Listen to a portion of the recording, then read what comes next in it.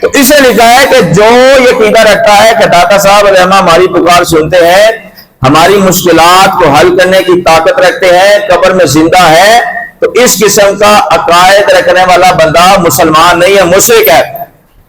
اگر اس کا عقیدہ یہ ہے جس بندے کا کہ وصال کے بعد کوئی بھی ولی کوئی بھی نبی مدد نہیں کر سکتا، تو اس بندے کو چاہیے سب سے پہلے جو 5 نمازیں کرتا ہے نا، اس کو چاہیے کہ 50 نمازیں پڑھے۔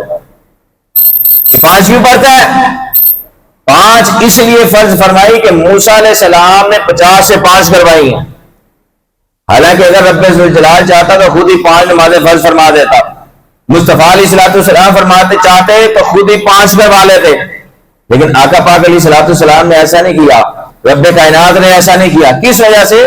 تاکہ لوگوں کو پتہ چل جائے کہ جو اس دنیا میں وصال کے بعد چلے جاتا ہے وہ اپنی قبر میں بھی زندہ ہوتا ہے، اور اللہ کے حکم سے مخلوق کی مدد بھی وہ کرتا ہے۔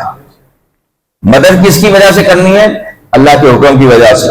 جب اذن ہوتا ہے، اگر اللہ تبارک و تعالیٰ کا اذن نہ ہوتا تو موسیٰ علیہ السلام کبھی بھی آقا علیہ السلام سے عرض نہ کرتے یا رسول اللہ صلی اللہ علیہ وسلم واپس تشریف لے جائیے، آپ کی امت نمازیں 50 نہیں پڑھ سکتی، کبھی نہ عرض کرتے۔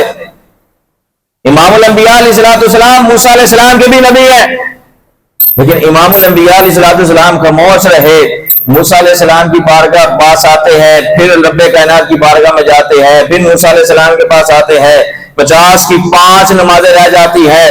موسیٰ علیہ السلام پھر عرض کرتے ہیں حضور ایک اور چکر لگائیں، تو فرمایا پیارے موسیٰ علیہ السلام اب مجھے حیا آتی ہے، کیا میری امت 5 بھی نمازیں نہیں پڑھ سکے گی؟ تو یہ 50 کی 5 موسیٰ علیہ السلام نے کروائی ہیں، تو موسیٰ علیہ السلام تو اس وقت دنیا سے تشریف لے جا چکے تھے، تو پھر اس کو چاہیے کہ 5 نہ پڑھے بلکہ 50 نمازیں پڑھے۔